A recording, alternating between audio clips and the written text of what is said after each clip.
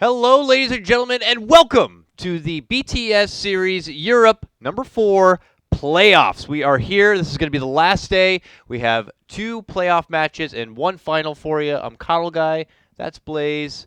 Let's get into it, man. Blaze, good morning here. If you guys didn't know, here in the States, it's like 5 in the morning right now. We had to get up super bright and early. I was a good boy. I went to bed at a mediocre time. Did you got some sleep? Yeah. I watched a movie with my kid, and then we both went to sleep at the same time. So Oh, perfect, perfect. going back to the 2-year-old This stage. this But works well because we have MDL coming up, and that's going to be China time, and it's going to be all over the place. Lots of Dota. The Dota season started, and this is our first grand final that we get to cast. I'm excited. The first grand final of the Dota season, at least for us. This is going to be a good time. I don't want to wait too long. Let's get into the draft so you can see what's going to be happening here. In our first match, it's Vega Squadron versus Elements Pro Gaming. Blaze, I'm already liking what I'm seeing here. Elements, they want to start with the best hero in the game with their first pick. I think they're already going to go for the game 1 win. all right, very possible that keeping it light 100% win rate when Dakota casts. Apparently, at least a projected 100% win rate. We'll see how it actually turns out into the game. Any loss I see doesn't count. Yeah. That's what it goes in my book, Nah. for sure. Not at all. I do like Vega's opening bans, though. We were talking about this earlier, but banning out the Elder Titan, that's a very key aspect of a lot of Element's early drafts. Oracle as well, taking that out of the pool, so they can go for a bit of a early tempo draft in this Drow and Mirana. I mean, both these heroes, either physical or magical, they're putting out a lot of damage early on, and yeah, I think that's going to be able to take the map early, but Elements seem to have a pretty clear-cut response to the fact that they're looking to clear out the waves using Ion Shell and Illuminate. They should be able to counter push and counter pressure decently, and because the Oracle was banned out initially, Yep. the Darkseer gets to play. Now, Vega, I would love to see them push all the way forward in picking up Lady Wind Ranger so we could just get all 3 female archers and Mark's ladies right out of the way. I think it's a fantastic trinity they could compile, but basically bouncing off the point you're making, I mean, does it mean that they're going to have to look to make up for something that Oracle is now going to be missing from? We've seen teams pull out like the Disruptor. We see them go for even like a support Naga. These are great lane combatants against the Darkseer. Is that something that maybe Vegas should invest in sooner than later? I mean, at the very least, the Drow isn't going to be disrupted in her farming patterns up against the Darkseer because, of course, she has some of the highest range of any hero. She's not going to be impacted directly by the Iron Shell, but it also means Darkseer will get his own income. He'll get his experience in gold.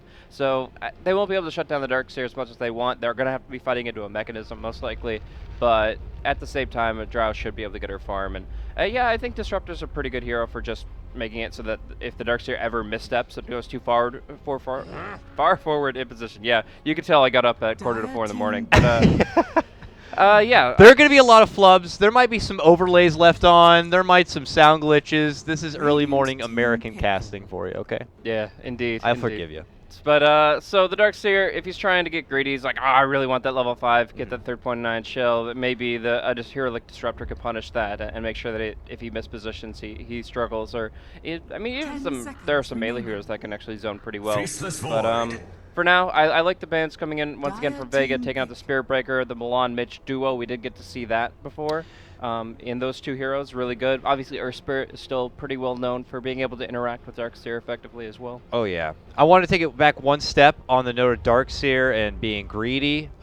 In some cases, maybe not to everyone, do you think in this particular game he can go the extra greedy mile?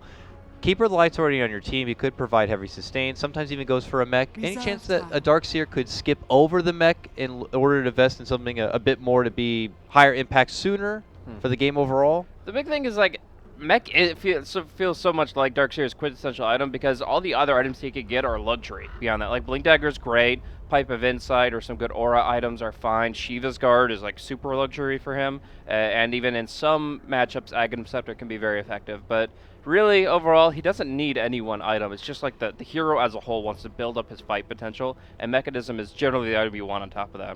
There's no reason not to stack heals. Like, if you don't need the Mechanism, don't use it. Wait longer in the fight. But I mean, as long as your heroes aren't dying, that's still a good thing in your book. So yeah, I feel like overall, like he's still going to be looking for something along those lines. But we do get to see the Disruption you mentioned. Not only great in laning against the Darkseer and actually providing some kill potential, but also going to be pretty effective at providing some control for a lineup that is mostly focused on damage. I mean, yeah, you've got arrows, you have Frost as well as the Sacred One, but those provide very limited single 10 target seconds disable. You want something a remaining. little bit more overarching in terms of control so that you can actually keep your 5 distance and lay your seconds damage in. remaining. Yeah, it almost just seemed like a no-brainer for the Disruptor now. I mean, adding in even the extra Reserve frosting on the cake of being ranged and having that Drow Ranger, he becomes even a better kind of laning zoner in that front. So could be a little bit of a good, difficult time for this Darkseer. We'll have to see how things hold up for him. For Vega, I actually want to see a Nyx off lane. I think that'd be really good. I think Nyx is going to quickly be like the go-to hero for most. We've been seeing all sorts of popular offlaners fiending it in pubs too. Yeah, for Ev has gained like 200 MMR in the hero I saw lane. that and I'm like, yeah, that's going to be a hero for sure, without question. So I definitely back up that sentiment for a possibly Vega Nyx assassin. He fits so many profiles so well and could be such a problem throughout the game. Elements though. Something to back behind this Faceless Void. Popular go-to core in some cases, and a marksman, if you will, in his own right. The Bone Fletcher Blaze Clinks. Is that a possibility here for Elements at all, or do you think something else could kind of fit the bill? I think it's actually not too bad.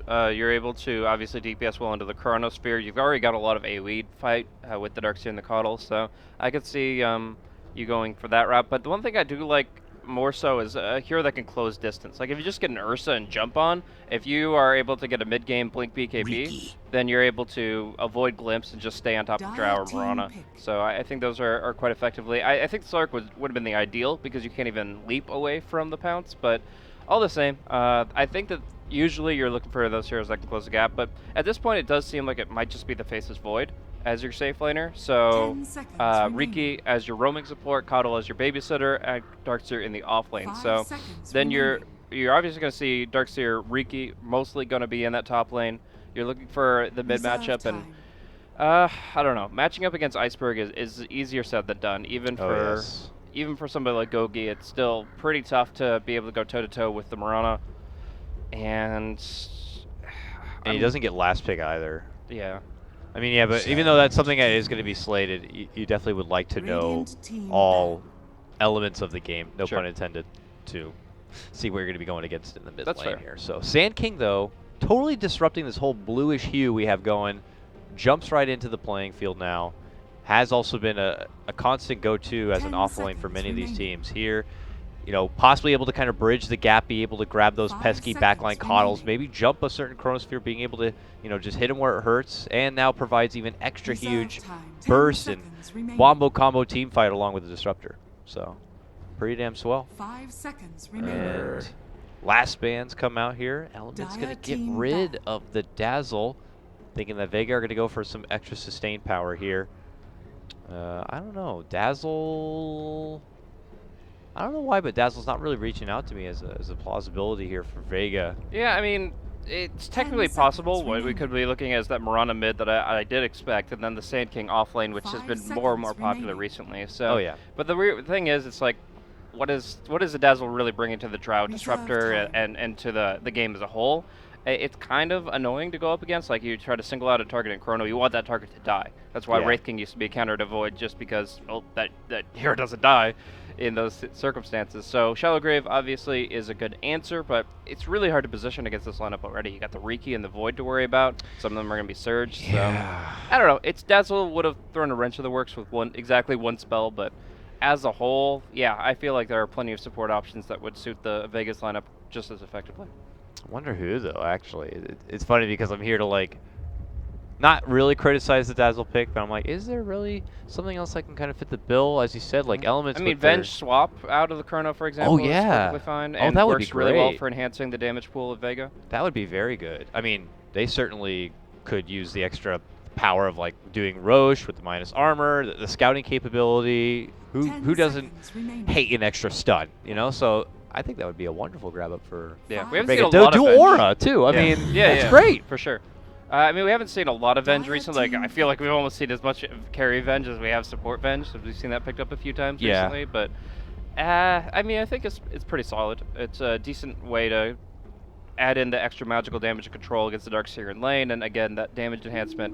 But they go with something else. They go with the Wisp. They've got a lot of mobility Radiant already, team but pick. this Drow Wisp can be pretty good. I mean, just have the Wisp way outside of the fight, relocate in, tether out. Who needs a Hurricane Pike when you can jump literally wherever on the map you want in the Yeah. middle of an engagement?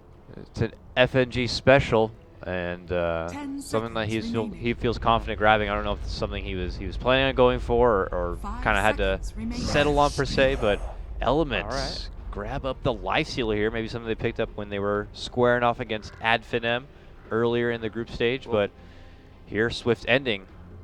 I feel like their opening match in the series also included the Swift ending life stealer. Yeah, Swift too. Ending loves this hero, Yeah. but it does mean that Gogi's going to be taking the Void to the mid lane. He's got a poor man shield, so the Mirana's not going to be hitting all that hard against him, but yeah, I'm curious how he actually modifies his skill build. I mean, time dilation won't really allow you to trade too hard, so I assume it's going to be all about this time walk and time lock, but yeah, how often does the Mirana let the Void just wail on him, I guess is the real question. I would imagine not very long. Yeah, in general, I think this you can kind of make comparisons to the Juggernaut versus Mirana matchup, where it's very difficult to gank this hero. Even if the Disruptor makes his move in, it's not going to really work out too well. Maybe the Wisp can help out and zone back a little bit, but I think Gogi in general is going to be able to at least get an average amount of farm. Not obviously your safe lane levels, but maybe a 20% reduction, and that'll be just fine. He'll still get some key items for the fights. The real question in my mind is really why Lifestealer? Other than the fact that Swift Ending really likes to play him. Yeah. You can Infest Bomb, a Darkseer that might have Blink or Surge available. No typical vehicle, I was most like to say. The one thing is, Ancients are actually quite effective here. Since you're not up against the Venge or Slardar or anything like that, you can actually Infest Ancients and you can Surge them and I think Ion Shell them, and they can be pretty beastly. So you never know. Gotta be touchy about that ancient life stealer kind of a game. That doesn't seem to be the cool trend as of recent. I felt like almost any and every time life stealer was picked up, at least at TI, we didn't see much ancient play whatsoever. He was more of that competitive battle build. 30 seconds to battle. But who knows? Maybe here and now could be the right time, could be the right place. I'm more interested in how the timing is going to be working out. When you pick up the Drow Ranger kind of a lineup, you're always kind of playing with the clock a bit, where she really peaks her prime, the constant, stigma against her. If you don't want to push it past 35 minutes, that's when things get real scary. Do you think there is a true element to that in this particular game, Blaze? Well, I feel that Wisp can extend that a little bit further, because Wisp can turn any kind of semi-carry into a harder carry, just based on the ability to be mobile as well as overcharge them.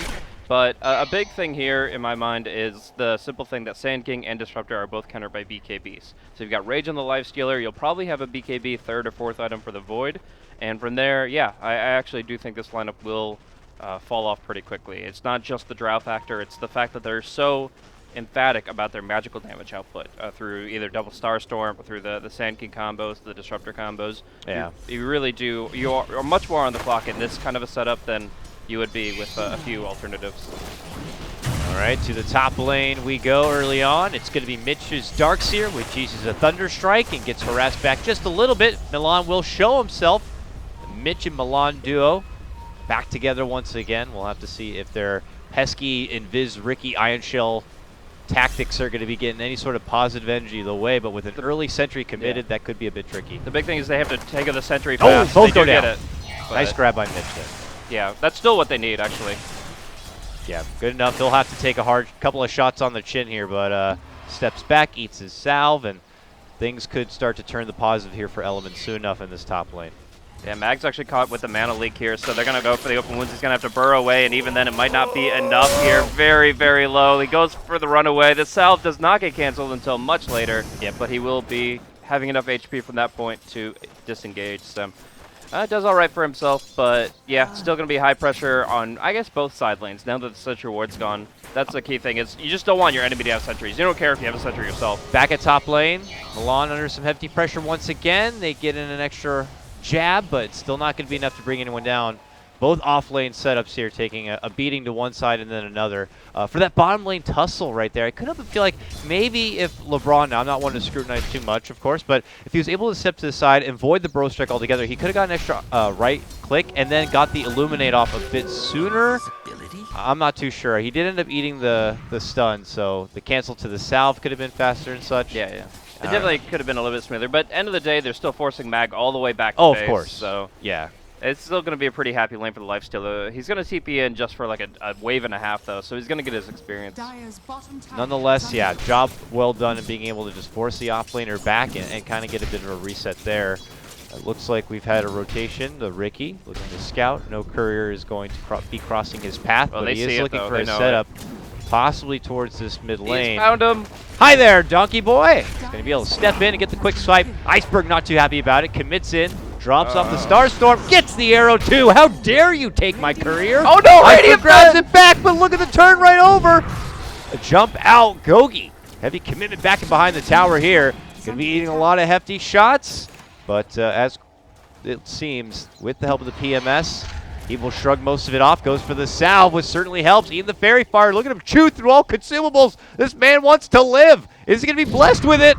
Time walk? No! Oh my god. Iceberg takes that life too. Do not ever take this man's courier. He will take you and your friends with him. That is so bad, actually, for Elements. It would have been alright if it was just Riki for Courier. That's actually not bad at all. But they lost their own Courier, under tower, Oh my god. and then they lose 2 heroes, including their mid. Oh, it's just a disaster from there. They will get Mag down bottom. Nice little pickup there, but it's so sad to lose that exchange on mid. Bottom lane LeBron will also be going down here. Gets off the mana leak there at the end, but we will get back underway. Blaze, I have to admit, I made a horrific mistake and have jinxed myself. We were on the wrong overlay pretty much up into that point. So, folks, I hope you enjoyed the seriousness of Radio Dota, but it is over. God damn it. Game is hard. It's literally 5 a.m., guys. It really sucks to see that, but Came in so early, got prepped with my group stage screens in production. I even jinxed myself by saying there will be overlay troubles because it's so early, and I did jinx myself. Nonetheless, I will do my best to make sure the camera is on the game, and that's what's important. Go ahead and flame me up on the worlds of Reddit and Twitter. I don't really care. The playoff action's underway, and I could be more hyped for the Dota itself, as this one's already damn tense, as Iceberg already off to a strong start on the leading lady. yeah, FN's been doing really well in this top lane in terms of CS, but now he's pretty well isolated. They've got the Iron Shell on him, Orb of Venom as well. He's got a Gust back, but he's going to be taking a lot of poke damage at the very least. Yeah, now that the Gust is gone, I think Milan just opens on him. But no, just poking and prodding, and that's about it. But back to the shenanigans we go for Milan. It looks like he'll just take the business totally elsewhere here, while there is going to be a full fleet of Vega moving for Mitch. They're not going to be able to get close enough, as Mitch will pull all the way back and off. They did get that ward behind the tower, so he will see the rotations coming in and be in a nice safe spot. Iceberg, though, committing it again. Looking to go for KotLGuy. Gets it done. Very With nice. the Starstorm, it will be good enough. Milan tries to help out, moving in. The smoke screen and the right clicks of his little level 3 Ricky are not going to be good enough, though. Iceberg, huge momentum for him. I think with the level 3, I think because he just leveled up with that creep wave, he might have been able to blink strike for the kill, but it's a tough spot. And I just gotta commend Iceberg for just playing this lane so perfectly. Even up against infused raindrops, he's burned through 3 charges of raindrops, still finds the kill. I mean, he's just been able to do so much with this lane since that turnaround with the courier and everything. Now has a tremendous advantage here with the phase boots, and is just able to really milk it for all it's worth. So for now, as Mitch is able to creep just past his level 5 point, let's take a moment to get the last look over the CS game here, as Drow's been pretty confident standing strong in the lane. Mirror matching up against Swift Ending and his Lifestealer here at the bottom, both reaching a good early stride. We know that Drow, with this early bit of burst, will be able to kind of take advantage and poking down some early tier 1s, but we'll have to see what Swift Ending plans on doing here. It looks like we have a Moonlight Shadow, though, Blaze. Iceberg on the prowl once again. But actually, I don't know what that was really for. Yeah, no heavy commitment in. I think they were trying to go for a play here in mid, but like even the 2v1, it's really hard against the time walk. Like he's gonna get out of kinetic field. You can maybe try to like glimpse right when he's time walking and pull him right back into it, but it's really awkward and doesn't end up availing to anything here. But and their like default state right now is actually really strong, because obviously FN is now level 6. This puts the Murata. Oh, they saw the Iron Shell. They feel the dust, and they go for it. But He there's goes a surge for a out. blink out and a surge out. Might be enough to get him all the way back in the way, but it doesn't look like it for Mitch. We'll have to eat the pressure, and after a very hungry Vega squad, we'll be satisfied with that. Milan Oh, they're not going to look to get him. He goes deeper into the trees, though, trying to step out and away from any sort of sentry range. Is he good? He is fine. He's out. TP back home. Oh, back to the tier 1, so it's even more efficient getting all that juicy experience, and then he's going to be able to continue to poke at the Drow and force the supports to stay top. At the very least, that's what they're accomplishing here on this lane, is that Sioma and FNG, they're not really getting a bunch of farm through stack pulling, through roaming and finding kills that way. They can have a brief stint at mid lane. They have to go right back up top to make sure the Drow is safe. So with that, it looks like we have some pulled attention here back towards the mid lane. Mitch is here now. He'd been hanging towards this top lane pretty much the whole point, but looks to give a surge as KotLGuy wants to get in with the first chrono of the game onto Iceberg with the blast assistance, but it's not going to be good enough. FNG, the paramedic, shows up just in time. Will add some assistance to Iceberg, and how he happens to just beautifully move into an Abyss in the bottom lane serves justice altogether. I like the combo up with the Illuminate, but it's just not enough damage. At this point, the Mirana just has a little bit too much farm, a little bit too much HP, and I mean, she's hitting hard too. Like when she's got her phase boost, she's got her Drow aura, so she's already able to hit for like 140 or so. And it's just really difficult right now for elements to deal with. In fact, Iceberg is kind of... Yeah, they're waiting so he can Star Storm. As soon as he time walks, that's going to happen. Instead, they're going to go for the arrow play, and it's going to be enough! Yes, it will! Man, beautifully set up. Sayoma with Iceberg will be able to get it done there in the mid lane. Back at bottom, Mag in a bit of trouble here. The blast goes out onto LeBron. Mag and FNG hoping to bring down the old man. They'll get it done. Will FNG be able to escape? Oh, with the slow of the tether. Swift cannot pursue, and they'll have to let that one slide here. Man, Vega undefeated in their group stage and looking to stay that way in the playoffs already. Top lane, though. Mitch and Milan here. You know, has this been able to pay off? Is the Ricky doing justice for where he needs to be at this point in the game? Not in terms of controlling the Drow. They really wanted, when they picked up this Ricky Darkseer, to be able to put some more pressure on FN. They are only pressuring those boards. They're making FNG and Sioma move against them, but they've still gotten enough for it. They've gotten a few kills on either the Ricky or the Darkseer, and that makes their detection fun work out well. Now you get a D ward up top, so Sioma's feeling good, and it just makes it very difficult for elements to really crush the early economy of Vega, because they're able to get enough on every single lane that the supports money doesn't really matter that much. They got their basic like Tranquil Magic Wand. That's all they need. So back to the grind we go here for Vega. It's able to easily segue into a confident mid-game period. You have your Iceberg, who has been on the prowl. 3-0 for him. Seems to be able to get everything he needs and everything they want to set up, and has not been able to be brought down from elements just yet. And when you look at it, only Mag kind of being the man left behind a little bit for Vega, and even he still is able to hold his own, only sketching a 1-1 for himself. But it does seem like it will take a little bit of extra time and a little extra nursing power to be able to get a blink. So maybe they're looking to get him to participate so that that blink can come a bit faster here. He's at mid lane now, and they're hoping for a setup onto KotLGuy. Yeah, at least for the moment, they haven't seen him, but KotLGuy's just going to go up top. Top lane where they have the setup. It's on Mitch. Sayoma locking him down with the static storm, but yeah, on the cusp of this chrono to be able to lock down FN. FNG does show up, but with a nice blinding light, they split them apart. Oh, KotLGuy not going to be able to move in and get a hold of FNG with the help of the Moonlight Shadow. He's not spotted, but then he shows himself, so KotLGuy goes back in. He wanted that kill, and he got the finish, but it will cost him his own life. With Mag getting involved now with that rotation from the mid lane, he will help it out. Swift ending, though, able to push fast, get the Disruptor down. LeBron going to get bumped back and away. FN gets him down, but he is not going to be able to make it out. Oh, he is able to make it out. He makes it out last second. Wow, just Swift barely. pull out from Vega. Getting the last word in that fight. Not bad at all. I mean, you got Chronodon. You're able to pick up a couple of kills there. Obviously, they already started it off with the Darkseer pickoff. And in the meantime, Iceberg is just constantly pushing out mid lane. Like, you got like 3 free creep waves, some good tier 2 tower pressure. Oh, man. He's going for Mitch, too, but Mitch was able to surge and get away from trouble. Swift ending, though, is picking up on the action. His top lane, he'll be able to get the snipe on Mag. Yeah, it looks like it was just a little Infest Bomb play, and they're able to kind of catch him off guard through the Invis of the Riki, which is nice.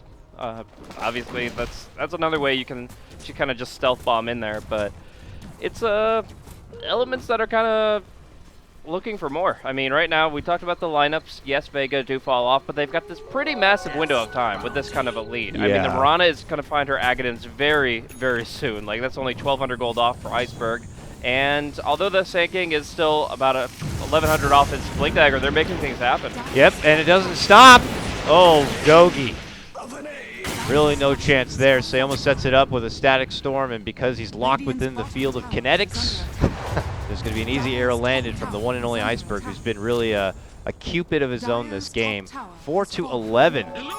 Heavy hitting start here for Vega with a lineup that will only be greatly benefited from this amount of momentum in the early game. This is out of control, and it's really already at the point where Elements need to do something to disrupt it, and I don't know if they're ready for it yet. Yeah, I mean, this Lifestealer is designed to fight kind of at this stage. He's got the armlet, he's going to have the Echo Saber, and he can just kind of go in. He can benefit a ton from the Surge, but end of the day, it just feels like the Vega are able to just do what their lineup's meant to do, which is poke and prod from a distance, find little picks here and there, and so far they just haven't really felt pressure on their course. So they can just kind of move in, and they're always really deciding what's going to be happening, and that doesn't stop even to this moment.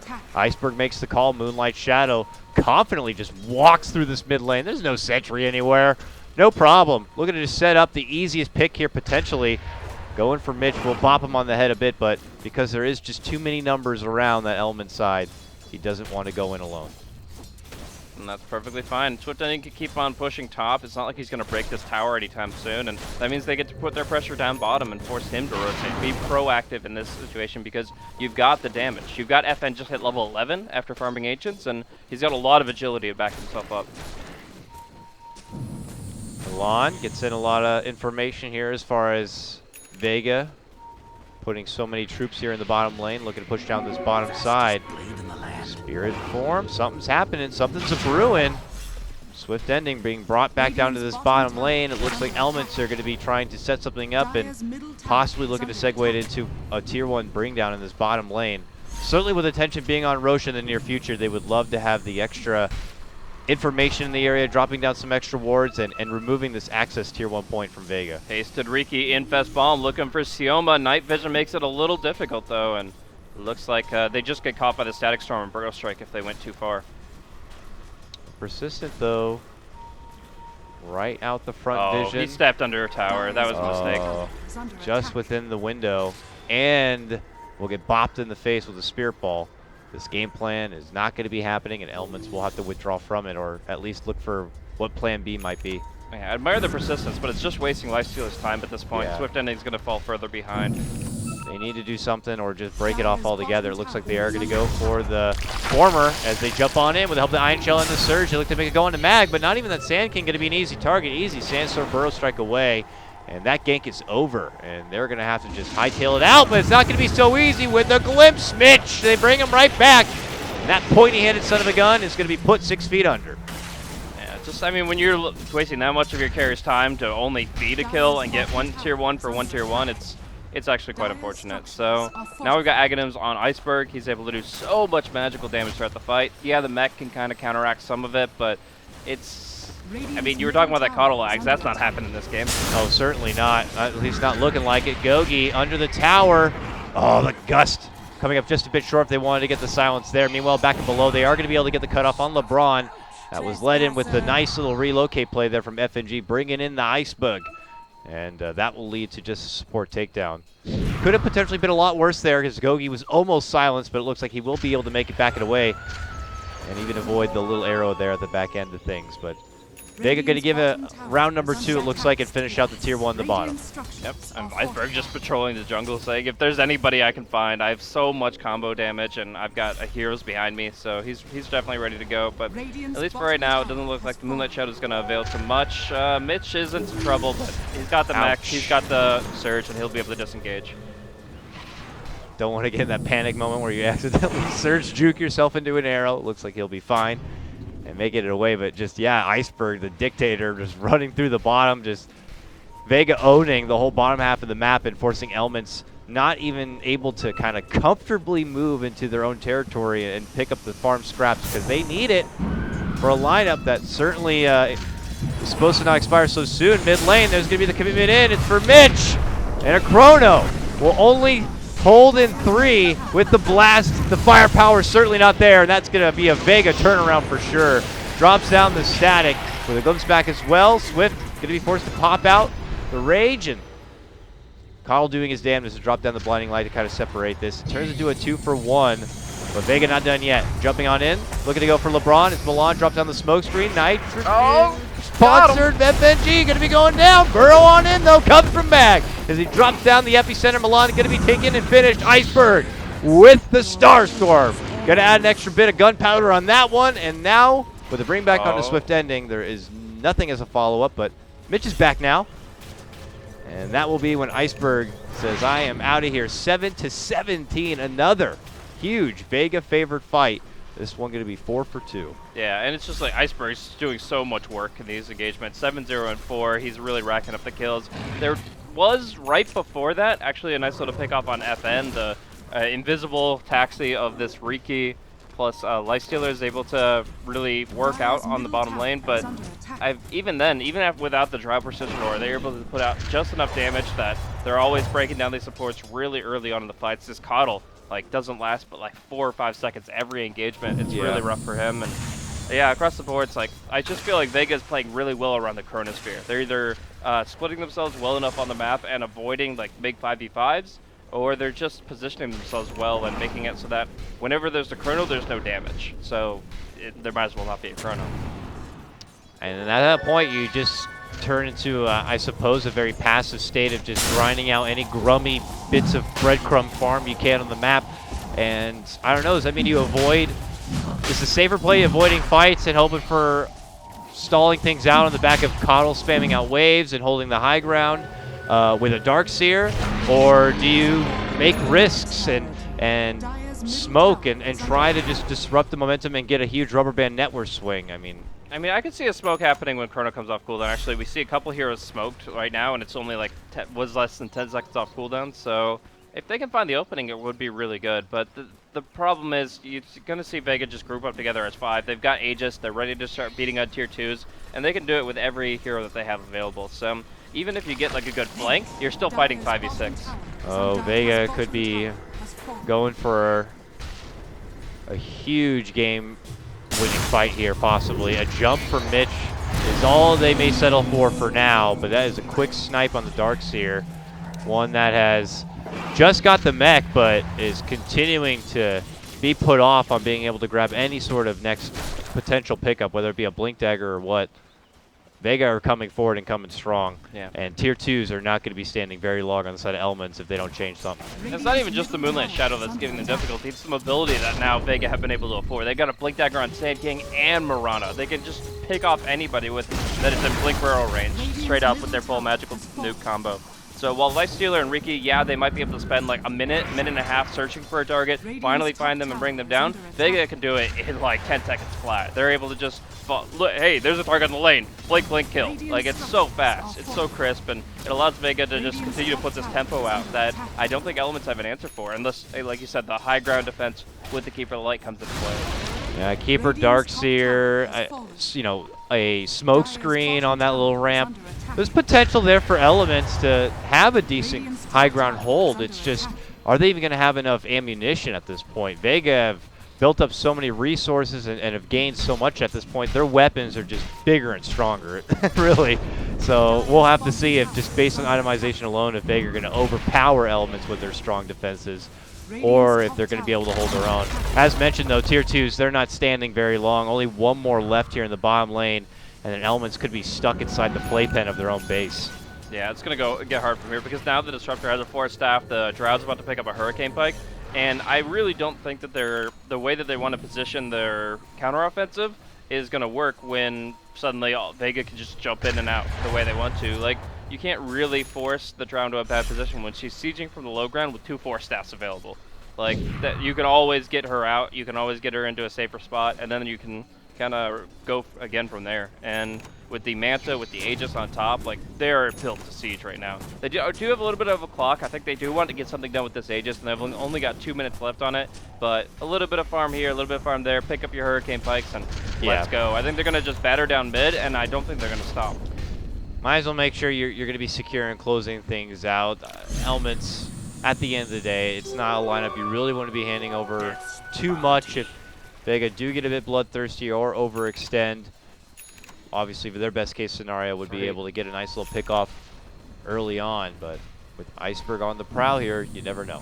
3 Force Staffs against a Lifestealer. They've got Leap, Burrow Strike, 3 Force Staffs. Like, how does this Lifestealer hit anything for more than like 2 seconds? It's actually so easy for them to disengage, reposition, reset the fight. This Lifestealer, it's going to be hellish for him in trying to stand target. And he just got a Blink Dagger. He's like, yeah, I can go, blink open wounds, and then suddenly his target's halfway across the screen. Like, it's so difficult to play against this multi-force staff type play. You got to make sure Kyle's there with the mana leak so they end up forcing themselves into trouble. Yeah, that's probably the only way you can really circumvent it, is get Surge on the Lifestealer and get mana leak on the target, so as they keep running, they keep getting stunned. Even then, though, it's like jumping through a couple of extra hoops just so Lifestealer can do his job normally, which is just beat ass and just catch anyone who's in the fight and out of position. These Force Staffs are indeed going to be a very, very big amount of trouble here for the Swift Ending, so we'll see. Not to mention the biggest part of their team fight outside of Chrono is vacuum into smoke screen. They can just hop out of it now. It's just ridiculous. Elements, though, splitting the difference as much as possible here. Pressure on the top lane could secure them a tier 2, as Vega are going to be able to finish out the last outer tower from the side of Elements here. So is it time? Are Vega going to make use of the back end of this Aegis? They smoke up. They're not going to do it for the obvious casual sieging push into the bottom lane. No, no, no. They're looking for maybe a hopeful pickoff to segue into that game-winning push here. Yeah. 1 gust equals 1 kill, pretty much, if FN can be on the front line. So you get the Blink Burrow in, should have the arrow follow through, and anybody dies from that. Most of Elements don't have buyback ready to go. They're within like 100 or 200 gold or so. But if they die, they will not have that buyback money. This could be very dangerous. Oh no, Swift Ending casually happens to be walking back with half of his life. Gets ran into by Mag. Mag catches him with the stun. The gust flies out. Swift Ending will be going down. Mag does eat a couple of shots for it, but you know, where Swift Ending falls, I guess the rest of the Elements are able to make it away. But you know, Vega will lose out on their extra life. But I doubt that stops them from just closing the game out, pushing on in. Yeah, I'm kind of surprised they didn't go with the Aegis, though. Like I said, they had about 2 minutes. They had all the same items here, and I still feel like they're comfortable pushing on high ground. I guess they realized that they don't have a great answer to the Illuminate, and those are just going to keep coming out. Like, the only answer to Illuminate is, like, getting a ward on the high ground or going for a blind Blink Burrow on him, and then following through from there, which it definitely can happen. But I guess that they feel more confident just kind of going for this map control aspect where they have the relocate, they have the smoke potential, they have the Moonlight Shadow. So using all this in conjunction, they're able to find ways to just pick off heroes that are on the map. And then when it comes to the actual like siege breaking push, they can maybe go for, like the Mirana just got a Eul's, for example. So she can blink Eul's the KotL when he's trying to illuminate, and that'll set up a pretty free kill. She's going to be fast as hell too now. Iceberg already mobile as ever across this map. Blink, phase, leap, move speed of Eul's. I mean, he's going to be trucking on through. Still unscathed, 7-0 for him. Vega's still just kind of waiting to line up everything they could ask for before making an engagement. While bottom lane, looks like Sayelma's been caught out of position. Goes for a valiant TP, but obviously going to be canceled out with the vacuum. Only allows Mag a safer escape though. So Elements take a single grab with this kind of network difference. You know, it actually almost rewards them 1,000 gold of a swing. But nonetheless, it's just a little Vega support, and they need lots more of those if they want to kind of really be holding their own. With this kind of kills deficit, it's absolutely huge for Elements to find even one little pick off on the lowliest of supports. Even the KotL, even the Wisp could be a pretty big kill in this case. And yeah, I think that they should continue to just keep on playing like they have been with the Infest Bombs. The problem is they're going to be up against that gem that's on Iceberg, and you misstep a little bit too far, you lose 2 heroes, and then you lose your base. So it's very, very easy for Vega to transition a kill into a push. But if you can get the right fight, it's still, like we said, Elements can go really, really late game with this draft, and any kills will propel their net worth very far forward. Okay, they're going to try to set something up here. They could end up running into Mag, but FN is just on the other side of the mountain here. They've spotted Mag. They're going to make their move, but he's able to get a force away from the smoke screen. He's gone. Even a Moonlight Shadow. Vega quick to pull out all the stops to get a save, and now they're going to go for an assault. Oh, no! Mag set up with the Chrono, but they're not going to have nearly enough damage. They get a blast in, though. There's a lot of work on for FNG. Can they finish off at least the Wisp? Yes, they can.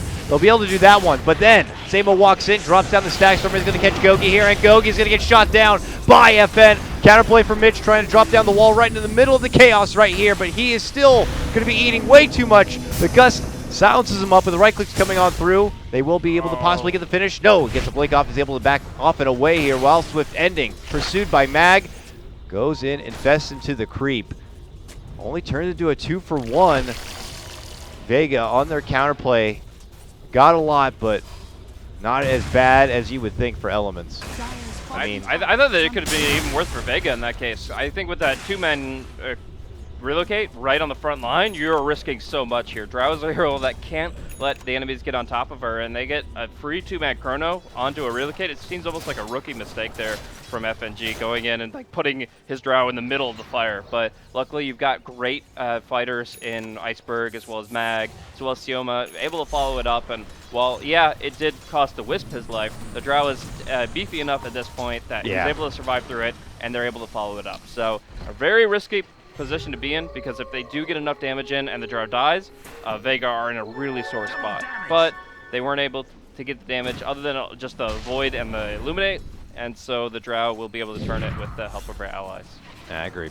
Ball's a call by FNG, but you know, Element's still kind of showing how, you know, it's not like Swift Ending can do a whole lot inside of a chrono. Yeah, Riki can't. Yeah, so can't. It's very limited. FNG almost actually lived from that, but they were able to get the follow-up. Just imagine though if it's like they had more to offer at that point. The thing is, you have like 2 seconds to set up your chrono, right? So if there was a really good chrono from KotLGuy, if it was an edge chrono, and you can actually get the Lifestealer hitting on the Drow, that's a dead Drow. Like, if they had actually counterplayed that perfectly, that would have been the mistake of FNG's life that would have brought the game back for Elements. But KotLGuy's chrono was just for himself, and as a result, it wasn't enough. Yeah, you could say, you know, heat of the moment, spontaneous knee-jerk reaction, get the chrono down. But that's the difference between, like, you know, the upper echelon of players who can make those quick-witted decisions. Bottom lane, and jump on LeBron now. Burrow strike with a Star Storm. Can't take too much of that, but they are going to pop up the back. There's a chrono turnaround. All for Mag, though, as they're going to be able to get a jump back and away here, but that's when FN's going to begin to unload the damage here. FNG, though, going to get pulled back in and quickly assaulted. Jump out from Salem is going to avoid the trouble from the lifesteal, but Iceberg goes to work, drops down a mighty Star Storm. Gust going to be passed over here. Swift Ending looking for a corner to leap out from or get the hell away from. Mitch is already out of there. Swift Ending, though, goes in, able to get Sayoma. Can they get this Lifestealer? Oh, he got Iceberg going to get assaulted there. Nice quick hit from Swift Ending, but FN is going to be able to get the last say. 1-1 is all that lives now. But Vega have Drow standing here at the end, being able to push through the bottom. My, oh my. Just those last 2 kills gave Elements 1,200 plus gold. It's absolutely insane how much the rubber band will snap in this kind of situation. And while it looked really good for the Iceberg to be able to leap out of the Chronosphere, they do end up losing the Sand King. They do end up losing a lot of team fight out of that. And somehow the Lifestealer is able to, from a 1v3 position, kill off 2. So maybe just a lucky bash to thank for that one. But still great from the Lifestealer to be able to finish that one off. Swift Ending getting just a lot of cast from that. He was nowhere near the secondary net worth position. Now he's right between the Drow and the Mirana. They don't have a sentry, and Milan just casually starts going for Mag. I don't think he knew that they were inside the Roche pit, so unfortunately for him, if he happened to peek in there, might have been undetected and done something real cheeky, but making the jump for Mag causes concern for FN. Steps out, gets it done. Now jumping from KotLGuy. Ooh, nice little tricky, quick-witted play. I don't know what that accomplishes exactly. I mean, he knee-jerks out the Burrow strike, but LeBron, oh man, he just gets manhandled. That's not how you set up a fight. Vega are just like, how dare you make approach for our precious Roche. And they will be able to get another takedown. This one, as FN will be able to get the claim on KotLGuy's life. He goes, all right, now back to where I started. I don't even know how you dream of contesting that pit. I mean, yeah, the Darkseer wall is really good, but now the Darkseer is dead as he just gets quick picked. Again, Blink Burrow, Arrow, especially with the E-Blade now, it's enough for anybody to go down quick. But I mean, was that their only option? I mean, was it necessary for them to do something at that point? I don't know. I mean, it puts them in the same position they were like 10 minutes ago when the Drow has the Aegis, I feel. Like, the Drow gets the Aegis, she can push, but you still have the Illuminate defense, you hopefully have a good chrono on a wall. Like, I feel you can actually win a fight against Aegis if you play all your cards perfectly for Elements. But taking a fight out there, there's so many more risks. You just lost your Riki going in too far forward too quickly, and then yeah, doing that little cheeky blink face, a time walk play with the Faceless Void. Clearly, Elements were not all on the same page with that maneuver, and it didn't work out the way they were looking for. Lots of weight on the shoulders of maybe Gogi to get the setup play here. Swift Ending, though, gets the first nod. Quickly taking down FNG. Now looking to go for Sayoma. Can he clear up both supports here? LeBron needs a lot of damage, but he's going to be able to step back and backpedal away to safety. They quickly take out Lil Milan there, but they are going to be able to get down that first life. There's the turnaround. Iceberg stuck under the chrono, but so is Mitch. Not enough right click here to be able to do enough onto Iceberg. He tries to walk back and away. There's going to be the bash. He gets hit with the mana link, leaps out and away, loses his mana, and is going to be going down. Mac pops out next, tries to go for the TP. Can they stop him? No, they can't. They can't. He's going to make it out here, but Elements, they hold bottom lane. More money in their pockets right now as they claim 3K from that fight alone. Yeah. Drow E-blades herself to TP away from the Lifestealer without getting bashed. That's very important that she gets out after she loses the Aegis, but in the end, still Vega unable to respond to that quick little infest play, just jumping in and killing off heroes, forcing out spells really quickly, and just really good initiation. Now the Lifestealer is going to have an Abyssal Blade, and things are going to get harder. I mean, I like how Vega have itemized, going for Force Staffs, going for E-blades. This makes Lifestealer's life very difficult in terms of trying to focus a single target. However, in the end, waiting for these items instead of pushing with their first Aegis has put them in this position where now Elements can counterplay. And Elements keep doing that. They get Mag, and there was already a relocate in. That Fed's going to be in trouble. Oh no! Vega! What's happening here? It's crumbling apart. They're going to be able to take the Drow down. Elements are back. They are back in this game. Game number 1, pushing down the mid lane. And on that note, you know, commitments for the Force Staffs, yes, they itemize appropriately to make sure that this Lifestealer is not too much of a threat and they can kite it around, but have they, you know, nerfed their late game potential? Has the expiration date, you know, been set that much sooner? Yeah, I feel like, yeah, they're able to kite the Lifestealer extremely well, and that can give them theoretical potential to avoid damaging Chronos from the Void, avoid damage to the Lifestealer overall, but you've got a Riki with a Diffusal Blade that can obviously counteract that.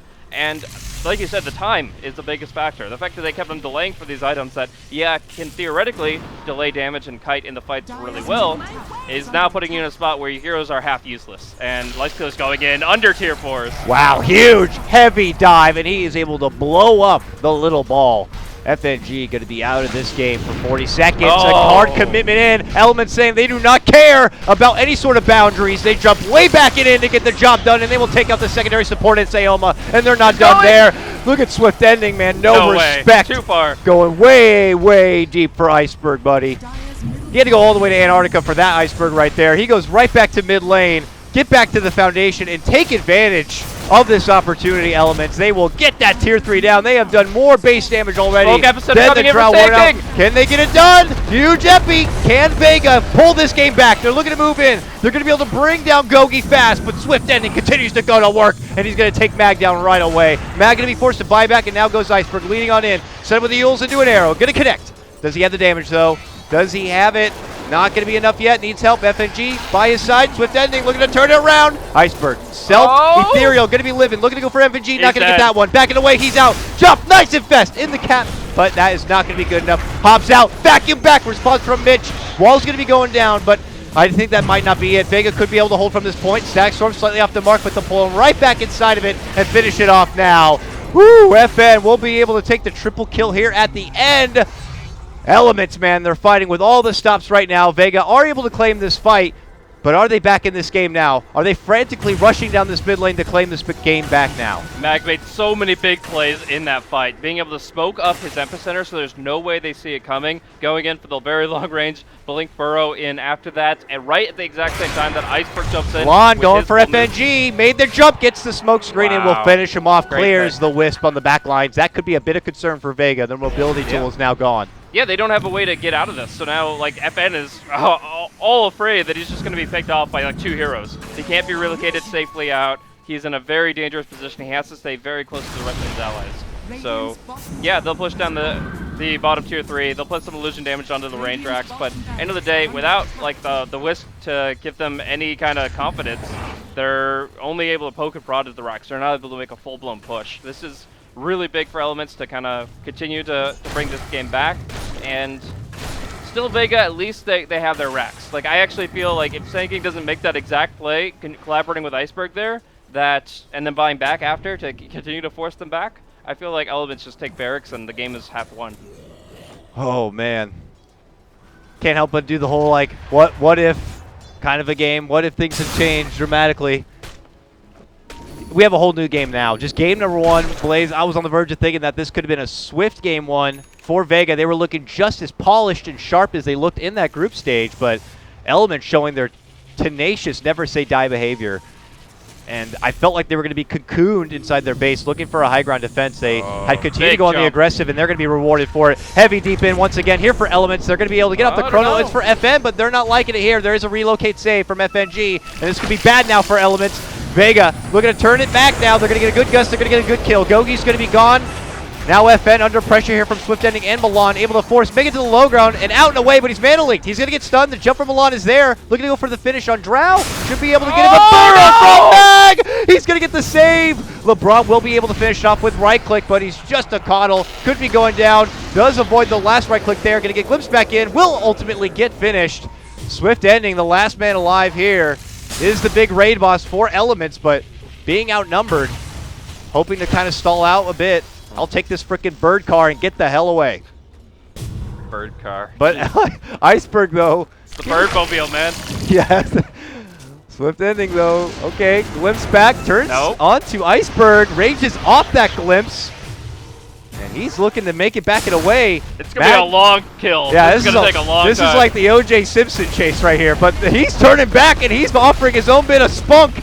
Is able to get the retort there onto Iceberg now. He goes for FNG and gets that kill. This man is unstoppable, and he's going to go for Mag. Glimpse back, and now Mag's gateway path is cut off. He has to go another way out. Look at this guy go. Swift Ending. Moves in for Sayoma, gets that kill, triple kill. He's been, what, 1 versus 4 for like the past, what feels like 3 minutes. And is able to claim 3 out of that. The Disruptor, the Barada, and the Wisp all claimed by the Lifestealer by himself. You can extend the play as much as you want. You can keep on jumping around with your little Force Staffs, your little E-Blades, and Swift Ending. He just steals your life. Just like swatting them off like flies, like, stop chasing me. Just leave me alone. They just don't have great damage against his Rage, and he's able to use that very frequently. 16-second cooldown. Use the Infest as well very effectively to get some distance. So now, what do Vega have to actually contest this? Epicenter back up in 30 seconds, but they've got a pipe, a Guardian Greaves. This is a mid-rack's gone. And it will begin to crumble here. First racks claimed by Elements now. You know, I don't know in the world of Elements if they play it safe or not at this point. I mean, in the normal book of Dota, yeah, you pull off, you have huge rewards, backpedal a bit. Roche could be up soon, get that extra life, and just take advantage of the fact that you've been able to kind of etch yourself into the power peak of late game, where Vega have not been able to kind of appropriately situate themselves. They have been pushed out of their window of Drow and are now just trying to find any sort of foundation. Yeah. I just feel like Vega, all they want is for the fight to end as quickly as possible, and every item that Elements picks up extends it further. They've got the Agadams on the Keeper of Light, again, the Pipe and the Guardian Greaves on the Darkseer. All this helps Radiant a lot. And from there, they just keep on fighting. They keep on fighting very effectively because you look at it, the Void actually isn't a carry at all. His items are not for carrying this game between just the Vlads and the Yasha. It's all in on the Lifestealer, and in this case, the Lifestealer versus the Drow is what they were prioritizing with that Chrono. But yeah, even with that really nice 4-staff play to the low ground, freaking Keeper of the Light right-clicks down a Butterfly Drow Ranger. Oh. What about, though, for Iceberg? I mean, you have such a fantastic start on this Mirana, and you do have that kind of spell caster buildup, but it's like heavy caster. Yeah, you get agility from the E-Blade, but, you know, is there any way we can look under a magnifying glass to see if there could have been something else to pick up in the itemization department to offer more damage? I don't know if it means like a Desolator or an MKB or a crit. Yeah, anything physical would be good, because right now they're like trying to play between the rages. They're saying, okay, when Lifestealer's not rage, we go, and when he is, we run. But that still is a pretty big window of the fight where you're just running and panicking, and it's working very far in Element's favor. Yeah, he's got a Bloodthorn now, dude. I mean, Swift Ending is gigantic. Vega have to make sure they pull out everything they can onto him. They're going to be able to make the first initial lead in. It's all for LeBron, though. KotL will have to take it up. Swift Ending makes his Oh, jump. he's up with the chrono! 3-man chrono with Swift Ending on the outside. FNG does get a nice little get out of jail free card right there for the Drow. And now the return fire. Mag looks to move in with the Epi. We'll get the back half of it into the action right now. Respawn vacuum wall comes out from Mitch as they look to go for the finish. Swift Ending looks for Iceberg. We'll be able to get that one double kill already for the scary Lifestealer. And he hops up and over the woods right now. Looking to make chase here. Can they make catch for Mag? I don't think so, man. He could possibly burrow Blink out. It looks like they will. Another fight for Elements. And I feel like Vega have reached their expiration date. At this point, Elements just have too much going for them between all their heroes, between the brilliant chronos that KotLGuy's now pulling out. That was the perfect one. Like, yes, it while was. the mid one was like, yeah, if we had just set it up like a little bit differently, it could have been really good. In this case, that was the perfect chrono. Yeah. Get all that damage on the draw, put her purely on the defensive. If she's just running and hiding and cowering in a corner, then how is she doing damage? Like, this works out so well for Elements. And now LeBron was in the right spot, too. I mean, it was daytime, right, as well? He had the full vision happening, and, you know, he's happy to take that kind of a gank. And it allowed the full setup and response there for Elements, which leads to this. Second rack's going to be going down. Well, potentially. He'll take at least the melee. What a wrap coming in from FN and FNG. They just, I mean, really, offensive relocate's not going to work, clearly, the way we have seen these chronos go down. So them just kind of moving around like this is quite surprising. They end up losing the melee rack, sacrificing that, and the range rack still kind of stays up, but Elements make their move into the Roche pit, and I mean, you've seen how long it takes to bring this Lifestealer down once, but I'm actually curious who you give the Aegis to. I mean, the Void is okay, but yeah, you get one chrono off, and, you know, that's about it. I don't know. I guess they're going to give it to, the Void. Yeah. I mean, he really is the next best option, because after that, you're kind of reaching. You really are, but all the same, you got the cheese on the Darkseer, so whoever needs it will have that full HP bar. And this is like the desperate all-in final showdown, throwdown coming in from Vega. I felt it was a 180, but like 15 minutes ago. It was Vega knocking on the door. Okay, they might have caught a freebie there with Milan, and he has no buyback. Okay, that's a bit of concern now. Elements now don't have that smoke screen. They don't have that Ricky factor anymore. But not the huge all-out stops for Elements. Still have plenty to work with in the tank. They've got 3 buybacks. They've got Aegis and Cheese. Like, yes, they lose the Ricky, and that sucks, so the fight won't be like clear-cut for Elements, but I still don't see Vega taking this, and unless they do some miraculous things with their ultimates. I'm really not sure. Yeah, Iceberg not close yet, too. He has to run all the way up and over now to get in on the action. And here comes Vega. If it doesn't work for him this time, I don't think it's going to be working for him this game. Jumping from KotLGuy just gets nice little time dilation there in the FN. Obviously with FN plenty of mana. The mana leak is not too much of a concern. Can still get himself into a good spot. But yeah, it's hard. You can't push easily into Elements team, man. You got KotL now with his Zags. Permablasts are going to be coming out. Darkseer factor in the high ground. Like, Vega need to have all of their ducks in a row if they want to make a push. And you can see even there, I mean, a takedown on Ricky and an advantage in the 5v4, that's still not good enough. Yeah, exactly. And I just feel like Mag, while he did play really well in the early and mid game, and was able to give his team a lot of potential with their fights, they didn't go for a mid game mentality. They didn't push with their first Aegis, and okay, here we go. Vega's time now. Moonlight Shadow, they spot out KotLGuy, and they're looking to get him out, and they got the Aegis here. Milan is going to be going down Nest. Wow. Okay.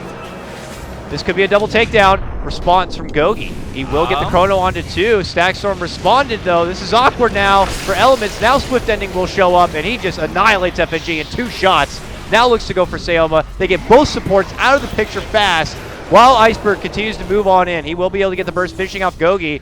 Here's the real guy, though. It's Swift Ending. You cannot take Elements base without him being dead.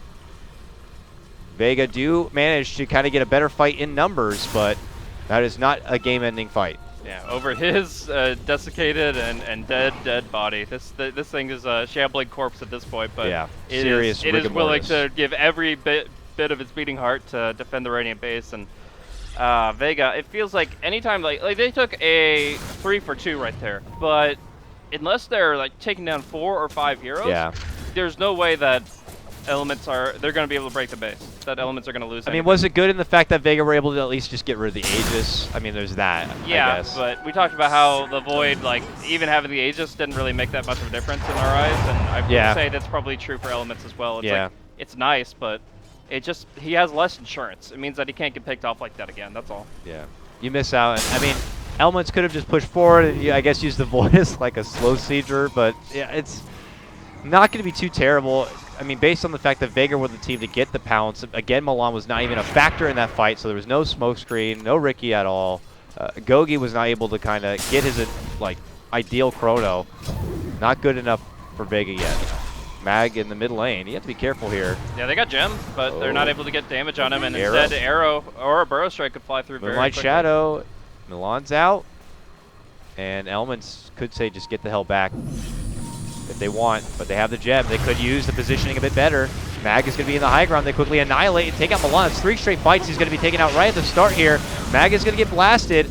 All of Elements up in the higher staircase here. Oh, get him brilliant pullback. Mag is going to be gone to the low ground and saved. Nice grab from FNG. Sayoma, though, is not going to be saved. He will get grabbed from Swift Ending and taken apart. KotLGuy duking it out with FN. Not a big fight he can win. All the firepower's for Swift Ending, and they're going to be able to kite him on the lower side. FN runs back and away, but they got that Drow aura on their team now, and FN is going to be going down. They sheep him up. They mana leak him up, and he is dropped. Mitch with the triple kill. Elements.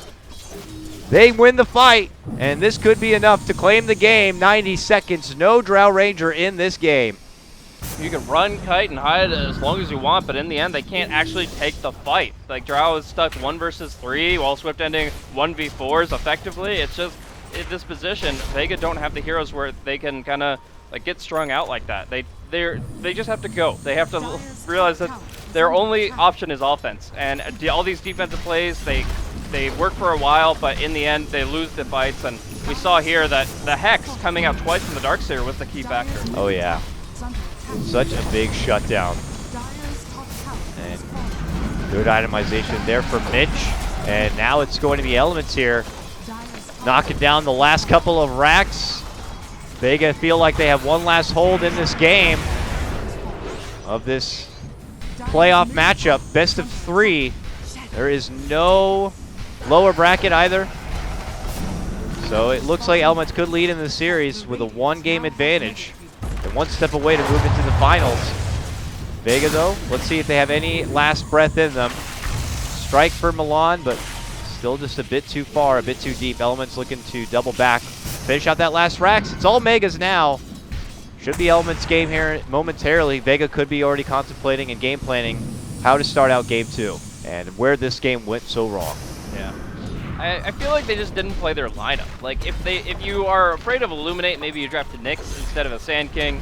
If you have the Sand King and you have all these tools of initiation, you need to just go, and you need to look for those opportunities where you can just jump on the high ground and grab somebody really quickly. Even if you lose a hero, if you have a Drow with an Aegis and Elements still don't have that much farm, you're still in a good position. But like, they had the first Roche at like 24 minutes or something, and that Aegis just expired of its own. Like, they didn't push with it, they didn't pressure with it. They just kept on trying to buy all this 4-staff E-Blade, Dragon Lance, or Hurricane Pike stuff, and while it's cute, while it does work to counteract the Lifesteal quite a bit, in the end you're not killing anybody with it. And that's what Vega needed to do. They needed to kill heroes and turn those hero kills into building demolition. FN out the front door, and a bit far from home here. Looks like FNG will be able to save him, pull him back and away. Chrono will not catch Iceberg, but it will catch both Mag and Sayoma, and they will be able to finish out the Disruptor. Mag Yules burrows away. FN looks to land some shots. Man, he tickles Swift Ending there as he's able to get the mech and get some substance. KotLGuy leaping in. Vega have to hustle, back it away inside the fountain and into the safe zone because Elements are in town. They're taking game number 1. Tier 4 is dropped. Mag says, "Feel my epi, creeps." Don't take Ancient just yet, but they're coming for the Ancient, buddy, and they ain't going to be stopping here. Moving on in for FN, pops BKB, FNG. Oh, Milan tries to go for him, not going to be able to get the finish. It's over. Stop playing with your food, Elements, and finish your plate. Game number 1 is Elements. Vega take their first loss in the BTS Europe Series. You see the graph turn it at like 32 minutes. It goes from 100% Vega's game to Elements just bringing it back over and over and over again. They played. Elements, they were persistent and they were diligent, but I gotta say that a lot of this is just on Vega's maneuvers. The mid to late game arrow play from Iceberg wasn't anywhere near on par with what that we saw in the early game, and then of course just the simple fact that they really, whoever's shot calling, whoever's making the decision, whether we're gonna push, whether we're gonna farm, it seems to be that they made the wrong call. So in that case, they have to kind of look at their draft, look at their opponents, and decide timings a little bit better. And if they can do that, I still think Vega are the better team, but Elements show that they can definitely take games, and here we have it. Despite the kill deficit, they're able to take game number 1. Yeah, I mean, you can count it up to a bunch of little things here and there, but Vega ultimately missing their powerhouse window, whether it be not committing in with that Aegis in the bottom lane and just trying to go for a push into the base, or whether it be committing so heavy-handedly into this 4-staff kite gaming around this lifestealer. Nonetheless, time went on. Swift Ending just really flexed his muscle. I mean, would you give him MVP in this? Or, I mean, it really can be attributed to a contribution of all of the elements of elements. But nonetheless, that one moment, man, Swift Ending was just full man mode. I mean, he played his hero so well. Like, obviously, he drafted it for himself for a reason. He realizes that his skill set and his aptitude for Dota really all collaborates into this one hero. Like, being able to go in, being able to use your cooldowns really effectively, like, everything he did. All of his 1v3, 1v4, even 1v5 plays really showcased that he is one of the best lifestealers in the European region. Like, it's not the biggest thing to boast right now because lifestealer is not a huge hero in the metagame, but he's so good with the hero he can make it meta. Like, that's really what he's capable of, and yeah, I absolutely would give him MVP. He carried his team. I think the second behind that, just behind that, would be Mitch. His item pickups were actually huge. Like, being able to get the mech and the pipe to deal with the Sand King damage, being able to get that Hex towards the late game, that's what actually started making fights very conclusive, and that's what they needed. All right.